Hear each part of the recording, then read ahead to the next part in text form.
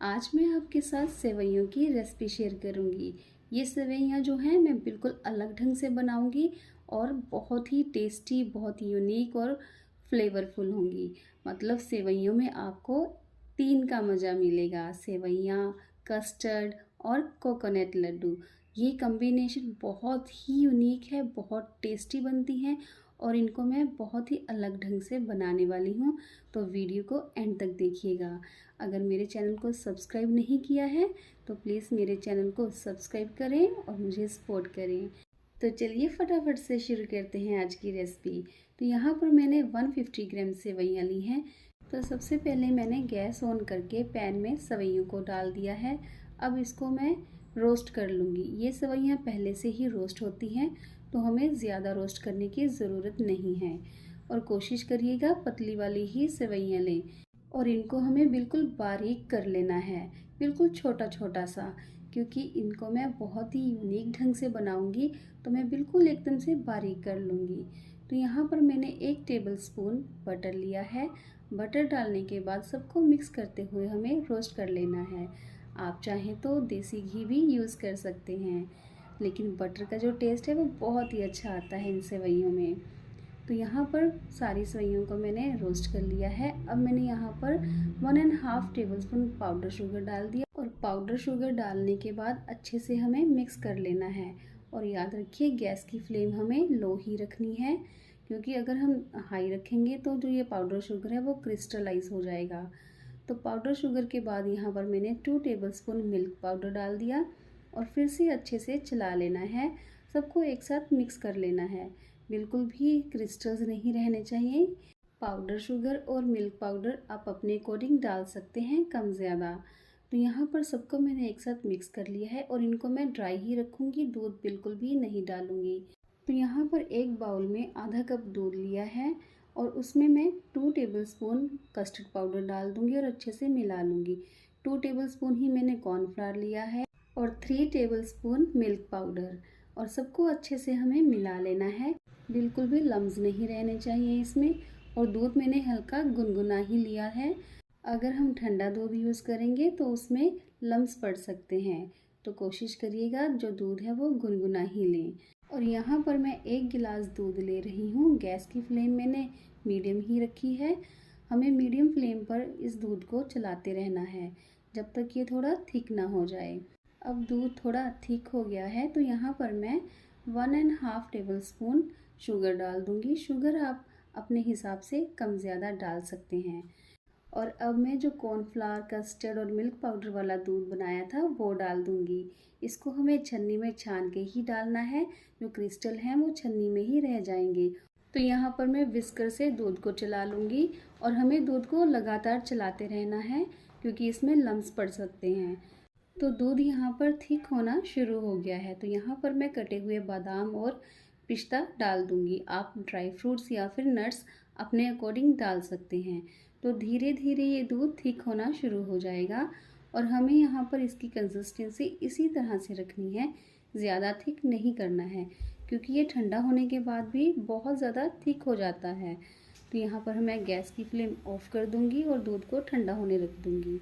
तो अब मैं कोकोनट लड्डू बनाऊंगी। कोकोनट लड्डू बनाने के लिए मैंने एक बाउल में 3 टेबलस्पून डेसिकेटेड कोकोनट लिया है और साथ में 1 टेबलस्पून कंडेंस्ड मिल्क का।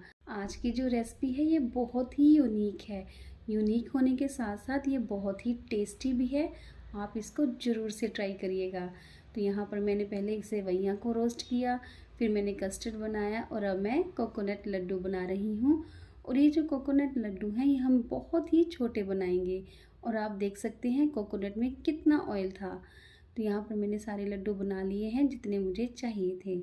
तो यहाँ पर हम एक्स्ट्रा कोकोनट लेंगे, मतलब डेसिकेटेड कोकोनट में इसको कोट कर लेंगे। आपने दूध वाली सेवइयाँ तो बहुत खाई होंगी, लेकिन इस तरह से बनाकर ज़रूर से ट्राई करिएगा, आपको बहुत अच्छी लगेगी। अब कस्टर्ड ठंडा हो गया है तो इसको मैं पाइपिंग बैग में डाल दूँगी। ये जो सेवइयाँ हैं बहुत टेस्टी बनती हैं। आपने बहुत तरह से सेवइयाँ ट्राई की होंगी।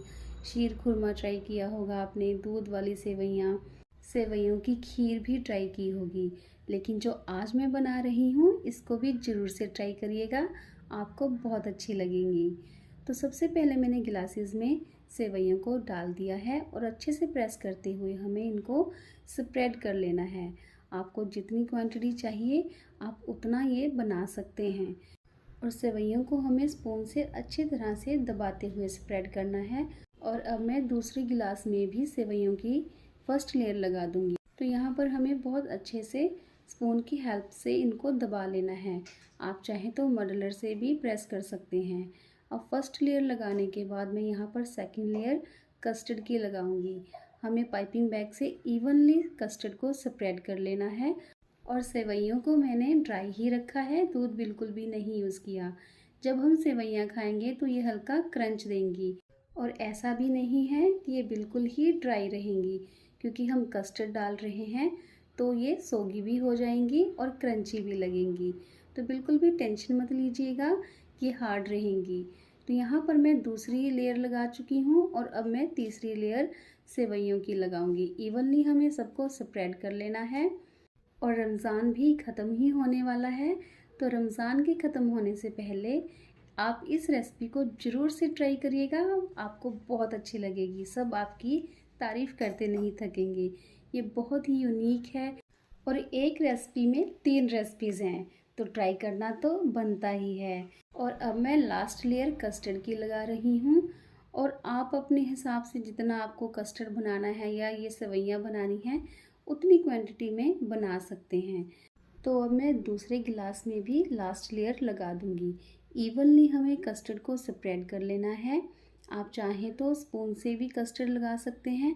अगर आप पाइपिंग बैग यूज़ करेंगे तो कस्टर्ड की लेयर्स इवनली लगेंगी। तो यहाँ पर मैं दोनों गिलासेस में कस्टर्ड की फाइनल लेयर लगा दूंगी और खूब सारा कस्टर्ड डालिए, बहुत अच्छा लगेगा। अब मैं स्पून से कस्टर्ड को इवनली स्प्रेड कर दूंगी। और आप देख सकते हैं मैंने खूब सारा कस्टर्ड डाला है, क्योंकि बहुत अच्छा लगता है सेवइयों के साथ कस्टर्ड। आप भी खूब सारा कस्टर्ड डालिएगा। और कस्टर्ड को इवनली स्प्रेड करने के बाद हम गार्निश करेंगे। गार्निश करने के लिए यहाँ पर मैंने सेवइयाँ ली हैं। सेवइयों को मैं थोड़ा सा साइड पे लगाऊंगी और साथ में ही कटा हुआ पिस्ता लगा दूंगी। खूब सारा पिस्ता लगाइएगा, बहुत अच्छा लगता है देखने में भी और खाने में भी। और पिस्ता लगाने के बाद यहाँ पर जो मैंने कोकोनट लड्डू बनाए थे वो लगा दूंगी। बहुत ही यूनिक कॉम्बिनेशन है, ट्राई ज़रूर करिएगा।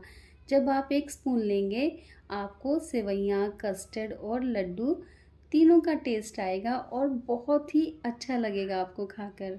और अगर आपको ये मेरी यूनिक सी सेवइयों की रेसिपी अच्छी लगी हो तो मेरे चैनल को सब्सक्राइब करिएगा। और आपके घर में कोई भी फंक्शन हो तो आप ज़रूर से ट्राई करिएगा, सबको पसंद आएंगी। तो मिलते हैं नेक्स्ट वीडियो में। Bye bye.